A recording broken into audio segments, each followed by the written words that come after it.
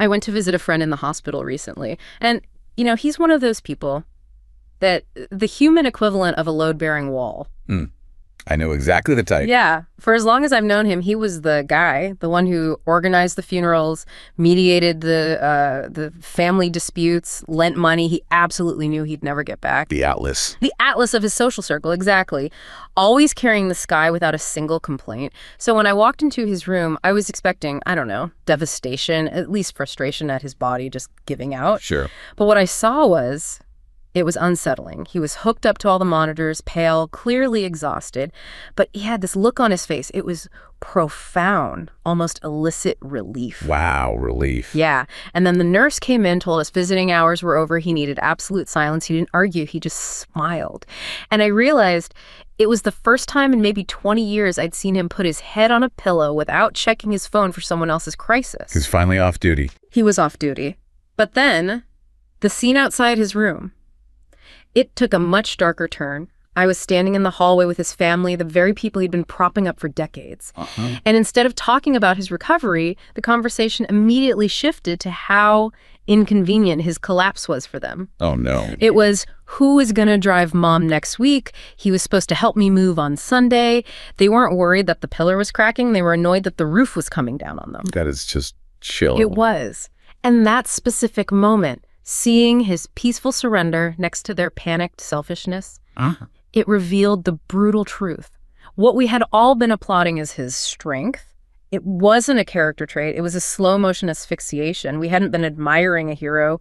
We'd been using a service. And it just made me wonder, at what point does being the strong one stop being a virtue and start being a death sentence? That is such a powerful and frankly tragic observation, and it cuts right to the absolute core of what we need to unpack today. For you, the listener, the mission here really is to analyze the systemic failure behind that exact scenario. It's not just about one person's bad luck. Not at all. We are examining why modern society, which is defined by these fragmented social ties, this intense economic pressure, all these cultural myths we tell ourselves, unintentionally exploits people who shoulder these immense emotional and practical burdens. So we have to get into the mechanics of it. We have to understand the structural and the psychological dynamics that make being the strong one a completely unsustainable role, one that leads almost inevitably to a silent systemic collapse. We have to look beyond individual choice here and into what feels like a social necessity. Okay, let's unpack this then. We're calling this idea strength as a societal service, or maybe the Atlas tax. The Atlas tax, I like that.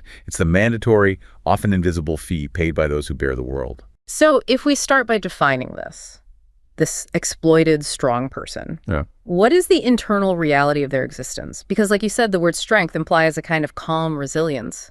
But that story, it suggests it's closer to an internal pressure cooker.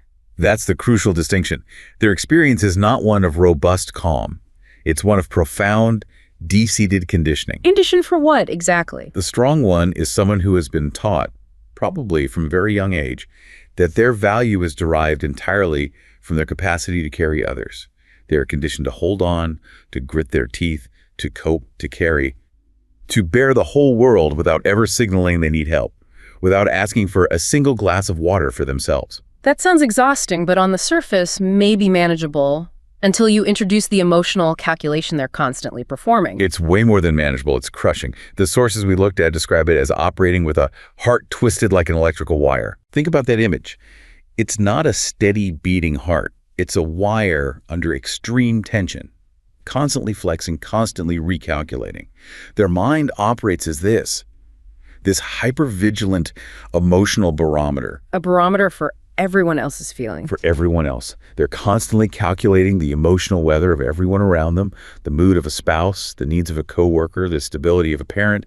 All of that happens before they allow themselves to acknowledge the rain in their own bones. They prioritize external needs as a basic survival mechanism. So the calmness we see on the outside isn't a sign of internal peace at all. It's the result of actively suppressing their own pain because they know their role requires maximum stability for others. Exactly. And this leads directly to the core danger, which is why their collapse is always so unexpected by the people around them. The strong do not fail dramatically. They don't give a warning sign. There's no check engine light. There is no check engine light.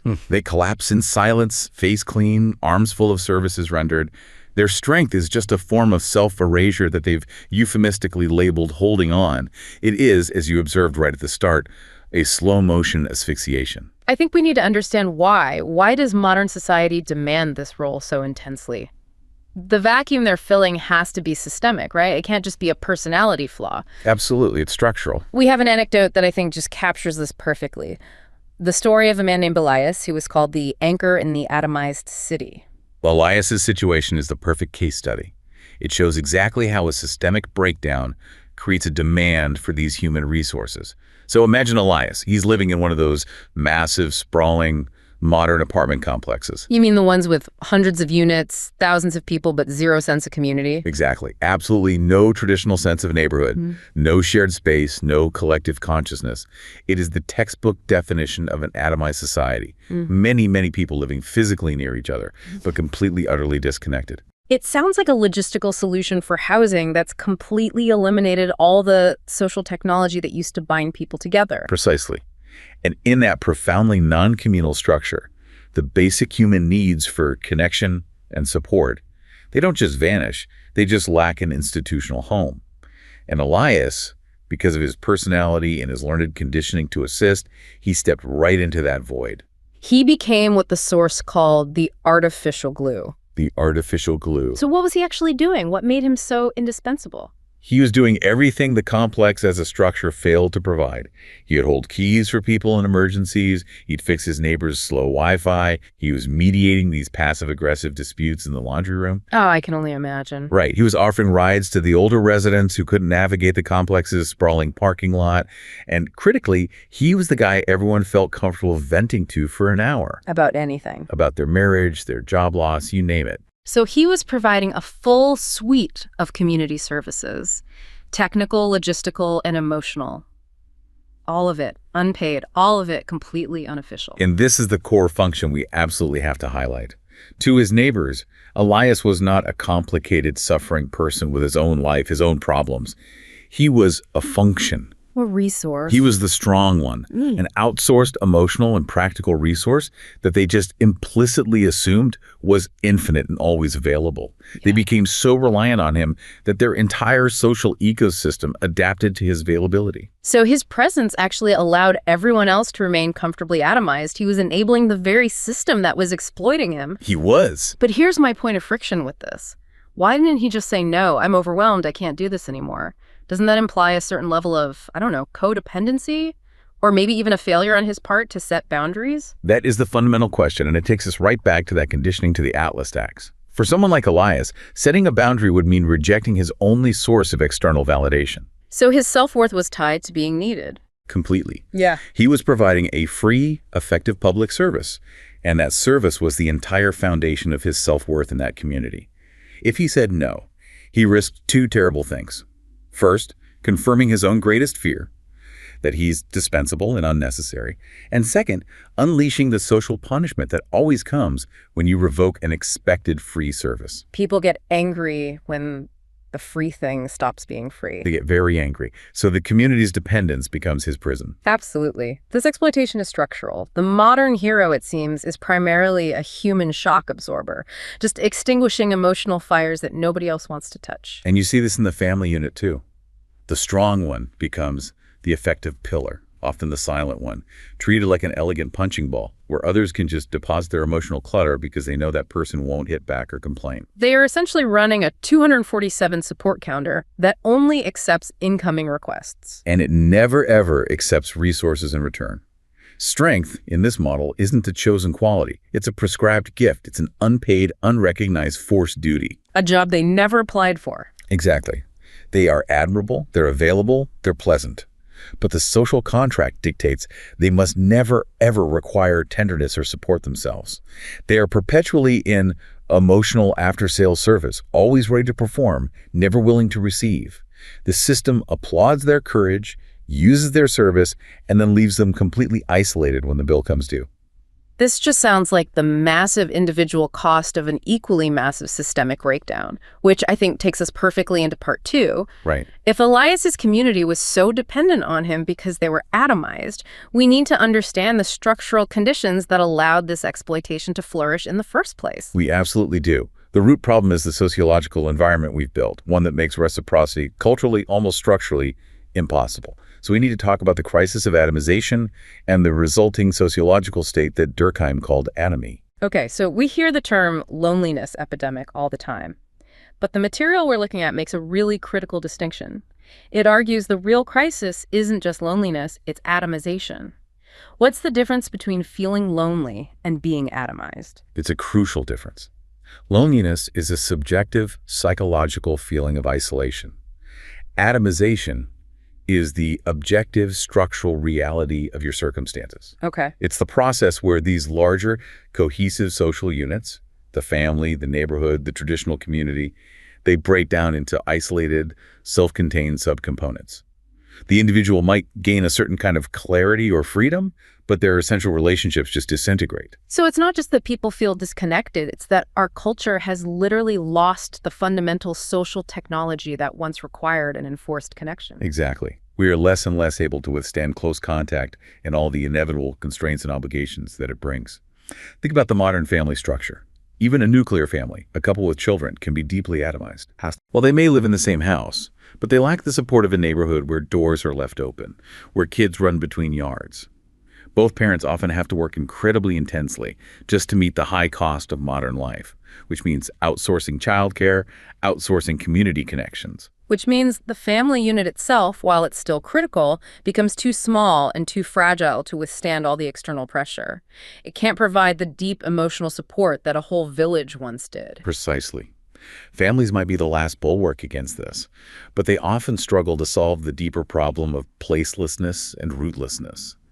The moment we as a society prioritized a certain brand of freedom from social constraint, freedom from local obligation, we started eroding the stability that the group provides. Like moving for a better job. That's a classic example. Class transcendence, moving up the ladder, often requires a departure from family and place.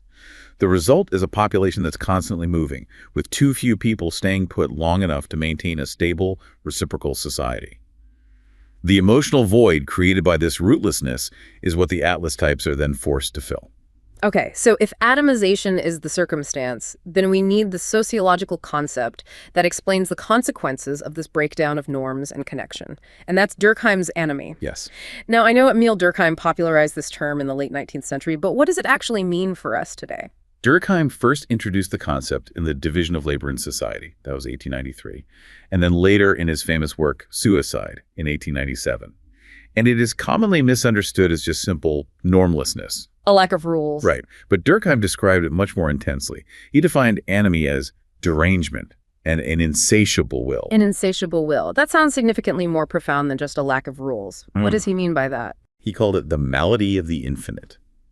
This is the condition where desire escalates constantly because it's completely unbound. It lacks any external moral regulation. Without clear social limits or benchmarks provided by the collective, the individual's desires become frantic and limitless, and that inevitably leads to disappointment and despair, because a desire that's unbound is a desire that can never, ever be satisfied. So anomy isn't just chaos, it's a form of structural anxiety that's caused by infinite, unregulated expectation. Precisely. The structural cause is this mismatch between your personal or group standards and the wider social standards. Or sometimes just a total lack of a cohesive social ethic, which leads to moral deregulation.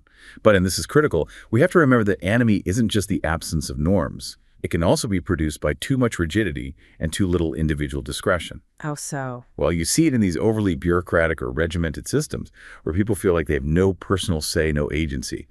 That can also create a sense of rootlessness and despair. Okay, let's connect this back to how societies organize support. Durkheim contrasted two forms of social cohesion or solidarity.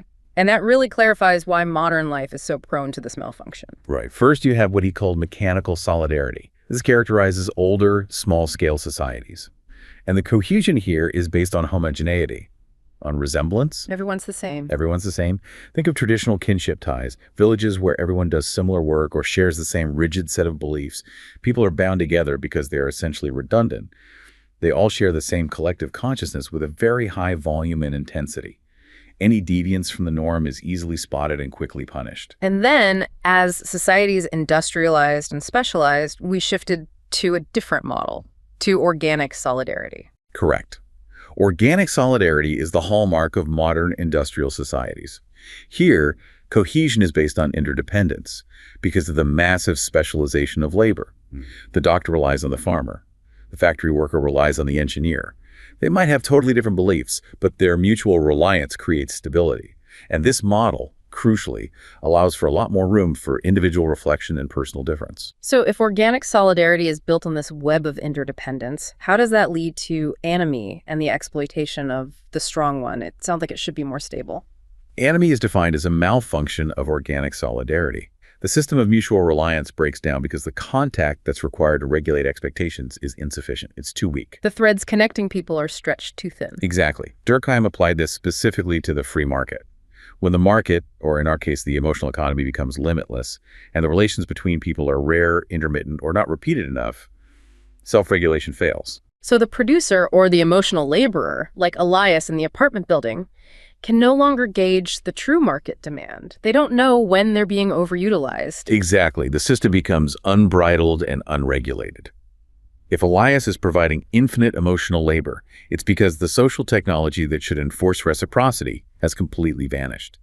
In our modern fragmented context, the demand for support placed on the individual becomes limitless and unregulated because there is no collective ethic left to promote a healthy, balanced interdependence. And the result is the isolation and the eventual catastrophic overburdening of the individual atlas. So we have the external conditions, this atomization and anomie, setting the stage perfectly for exploitation. Now we have to look inward at the psychological engine that makes people volunteer for this impossible burden. Which brings us, I think, to the concept of unmitigated communion. Unmitigated communion, or UC, is a crucial psychological construct for understanding the Atlas persona. It describes a behavioral pattern that is defined by an excessive focus on others while fundamentally and completely excluding the self. It's an extreme version of caring. It's an exaggerated version of the human drive for communion, which is our relationship focus, where the critical balance of agency, the focus on autonomy and self-directed action, is completely absent. So it sounds like the polar opposite of healthy boundaries. How can we identify someone with high UC beyond them just being nice or caring? There has to be more to it. Oh, it manifests in very specific, often intrusive ways. High UC individuals are overly involved in other people's problems. They often treat those issues as if they were their own. They don't just assist, they internalize the distress. They feel this disproportionate sense of responsibility for helping, and then they ruminate intensely on other people's suffering. So it's not just lending a hand, it's like you're taking on the emotional mortgage of the other person's life. That's a perfect metaphor. Studies show that high UC is associated with being intrusive, overly nurturant, and intensely self-sacrificing. For example, in studies of couples adjusting to a chronic health issue, the partner with high UC might take on all the household duties, constantly ask about the ill partner's symptoms, and suppress any mention of their own fatigue or their own stress. And what's the goal there? What are they trying to achieve? It's all in an attempt to control the relationship outcome and protect the other person from any more pain, even at extreme personal cost. But wait, this is where it gets complicated for me. If the strong person is defined by self-neglect and suffering, but they are also seeking that external validation we talked about, improving their self-worth by being indispensable, doesn't that make them inherently manipulative, even if it's subconscious? How do we reconcile that with the idea that they're victims of systemic exploitation? That is the essential, uncomfortable friction we have to address. The sources are pretty clear that the motives for helping for high UC individuals are often not purely genuine altruism. Yes, while they provide absolutely essential support, they are often driven primarily to help others in order to improve their self-worth in front of others. This links right back to that externalized self-evaluation we mentioned. So the core driving force isn't just goodness, but a fragile ego that's seeking validation through service. Exactly. If they fail to meet society's or others' expectations of being that perfect, stable, strong one, they experience profound pessimism, low self-esteem, and depressive symptoms. They are not intentionally manipulative, but their need for external approval makes them highly, highly susceptible to exploitation. They fill that social void not just out of kindness, but out of a desperate, learned need to secure their own value by being needed. And this explains why they struggle so much to receive help in return, because receiving help would negate the need they're trying to fulfill. It would break the script. Precisely. This creates the profoundly imbalanced relationship dynamic. High UC individuals feel deeply uncomfortable receiving support. They operate under the belief that minimizing their own needs is necessary to prevent damage to the relationship. They have this deep fear that their neediness will drive people away. So they preemptively remove their needs from the equation. They do. They proactively drop all expectations of receiving help because they are terrified that others won't respond to their needs.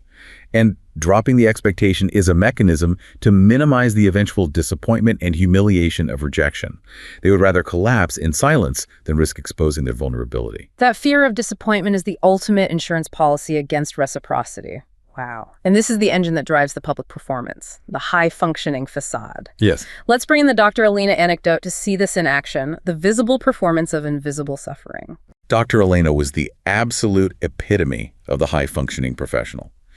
She was a trauma specialist, meaning her entire career was devoted to containing and processing the chaos of other people.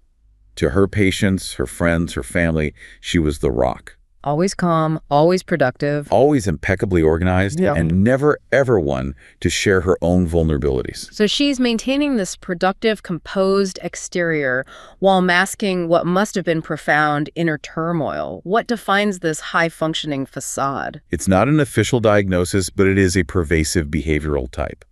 These are the individuals who are extremely productive in public, but are profoundly exhausted in private. They're organized and successful on the outside, but deeply self-critical on the inside. And they mask it. They mask that inner turmoil, anxiety, deep depression, chronic stress skillfully. With humor, a forced smile, or by simply focusing entirely on the task at hand. They show up perfectly for every single professional and social responsibility, but may completely fall apart the moment they're finally alone. And when Dr. Elena needed support herself during a severe health scare, her community, the very people she had emotionally carried for years, they failed her. This is what you call the noble betrayal. It is the ultimate betrayal, and it's inflicted by a society that is optimized for individual emotional expression, what we sometimes call the therapeutic state, but has completely forgotten reciprocity. So we're all encouraged to talk about our feelings, but not necessarily to listen to others. Precisely.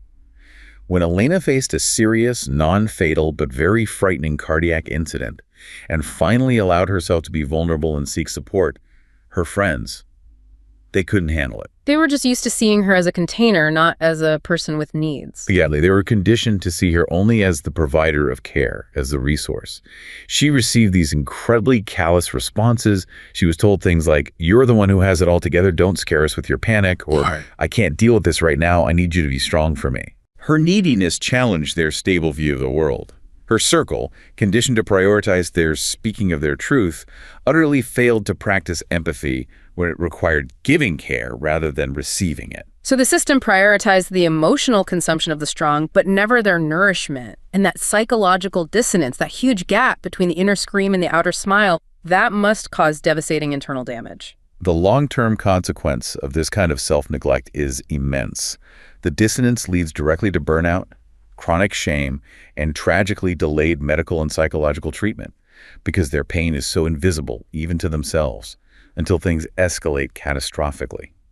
The psychological research on unmitigated communion confirms the extreme danger. How does UC link to specific types of suffering? Is it just general stress? No, it's more specific than that. UC is strongly correlated with what is called situation-specific distress. Because high UC individuals are so deeply involved in and feel so responsible for others' problems, they gain this chronic indirect exposure to stressful events experienced by other people. They don't just sympathize, they internalize the stress. This leads to intrusive thoughts, chronic worry, and profound guilt if they feel they haven't helped enough. The resulting distress is often deeper and more corrosive than just generalized anxiety. And the physical consequences must be severe. This links back to the idea that the body finally screams what the mouth forbade. Absolutely. That chronic psychological and emotional burden translates directly into physiological collapse. The constant stress and the resulting depression from failing to meet others' impossible needs. It impacts long-term physical health in a major way. In what ways? IUC is statistically linked to suffering from chronic diseases like cardiac issues, which mirrors Elena's story perfectly, and even certain types of cancer. Furthermore, the constant activation of the stress response leads to poor metabolic control, which significantly increases the risk of conditions like type 2 diabetes. The body is effectively manifesting the distress that the personality insisted on suppressing. So the high-functioning facade doesn't just make you miserable, it generates life-threatening illness. It is the body finally claiming the rest that the personality refused to grant it. It is the ultimate psychosomatic surrender. That leads us perfectly into part 4, because these psychological traps, they're only effective because they're backed up by powerful cultural narratives that legitimate this exploitation. We need to look at the tyranny of resilience and the myth of meritocracy. These narratives serve a crucial ideological purpose.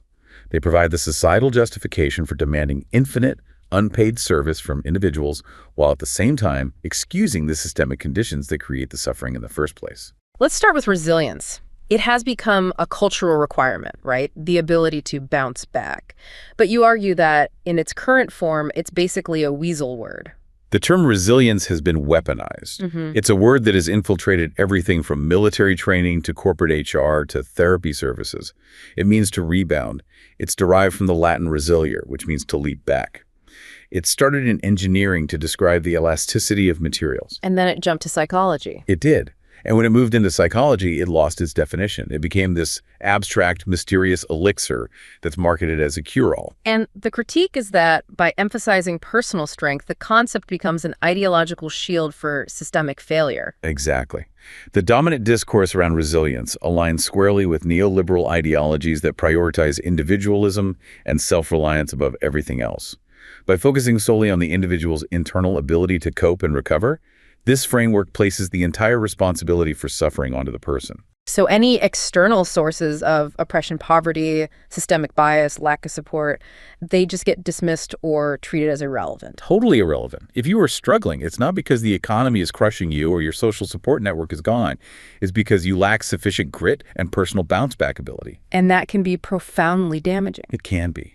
The effect can be what we call iatrogenic harm in medicine, which means harm caused by the healer or the treatment itself.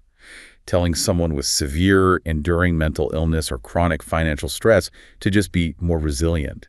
It's insensitive and it's damaging. It minimizes complex conditions. It has these damaging undertones of get over it. It just displaces all the blame onto the individual. It does. It ignores all the complex external factors outside their control. It's also been criticized as a very ethnocentric Western construct that ignores cultural nuances where resilience might be found in collective action, not in isolated endurance. This individualization of structural problems, it dovetails perfectly with the critique of the meritocracy myth. The persistent social story is that if you're poor or exhausted or unfulfilled, you just lack the grit, resilience, and determination to make it. This narrative is tremendously powerful because it's so deeply compatible with modern capitalism. Meritocracy promises opportunity and fairness based on talent and hard work. But in practice, it often functions primarily as an ideological discourse that excuses and legitimates profound social division and inequality. Let's use the anecdote about Jim, the factory foreman, because he embodies a very traditional type of strength that became completely obsolete and invisible under these modern narratives. Jim was a factory foreman in the Rust Belt. He was the quintessential old-school strongman. His strength wasn't based on emotional articulation or personal resilience. It was based on a sense of loyalty and responsibility to his community. He saw himself as the protector and the provider. And when his shop faced bankruptcy, he went to extreme lengths. He engaged in profound financial martyrdom. What were the specifics of his sacrifice? He took out a second mortgage on his home. He quietly forewent his own salary for 18 months, logging it as deferred compensation that he knew would never materialize. He was doing this to uphold a traditional common-sense social contract. The leader takes the hit for the tribe. He was protecting the 20 jobs that sustained his employees' families. He was a human shock absorber, but for an economic collapse. Exactly. He was trying to uphold a societal function community, stability that the modern, unregulated market had completely abandoned. Yet, in a culture that has redefined strength as either financial success or emotional literacy, Jim's sacrifice was culturally invisible. His financial ruin was not seen as virtuous martyrdom. It was just dismissed. So how was his failure interpreted by the system? It was dismissed as an individual failure to adapt. He wasn't emotionally intelligent enough. He lacked the modern business grit to downsize or outsource. The critique focused on his individual refusal to adapt to the new market, completely neglecting the systemic exploitation that demanded his complete financial and personal self-destruction just to temporarily plug a hole. His specific language of sacrifice was no longer valued by the prevailing meritocratic framework. This reminds me of the critique that the wealthy often mask their structural privilege behind this idea of merit. It's the ultimate ideological sleight of hand. The super wealthy, the plutocrats, often feel the need to perform ordinariness, driving a non-flashy car, wearing jeans, to obscure the deep structural inequalities created by global capitalism. This performance allows structural privilege and unearned wealth to be passed off as mere talent or merit. It's a way of saying, I'm rich because I was resilient and I worked hard, not because the system is rigged in my favor. Precisely. This narrative keeps the idea of social mobility churning, and that legitimates extreme inequality at the top. And while the ultra-wealthy perform their merit, socialized provision, the collective safety net for people like Jim's employees, comes under relentless attack. The message becomes simple. There is no safety net, there is only individual strength. And if you are strong, you must be consumed. So whether the ideological tool is resilience or meritocracy, the same core wound is inflicted on the courageous, service-oriented person. The wound is the noble betrayal.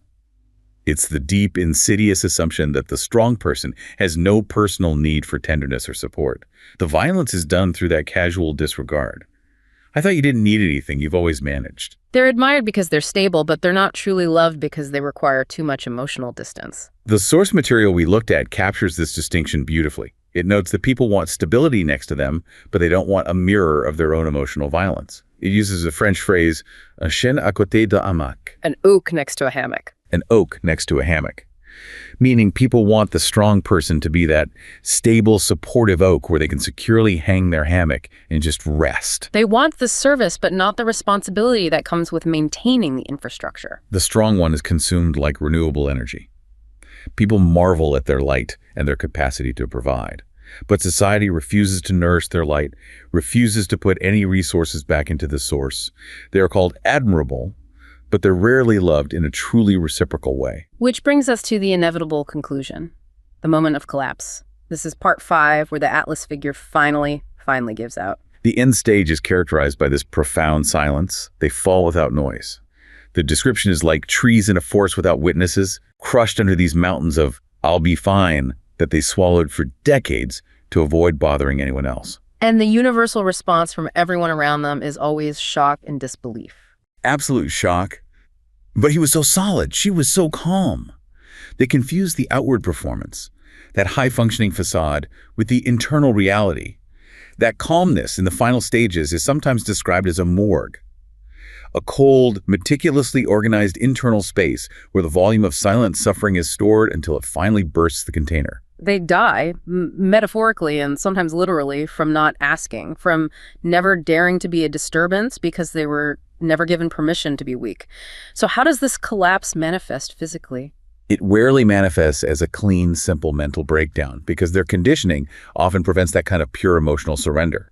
Instead, their collapse manifests as these physical and psychosomatic illnesses, emotional strokes, heart burnout, or meticulous depressions where they keep functioning but are completely hollowed out inside. The body finally has its say. The body, having been entirely ignored by the mind and a social network, finally says what the mouth was forbidden to say, I need. The illness becomes the required excuse.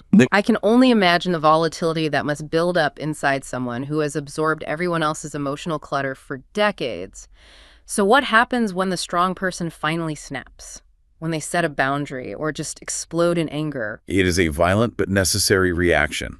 It's described as a revolt of oxygen. When the strong one finally explodes, the surrounding group, the entourage, is profoundly offended.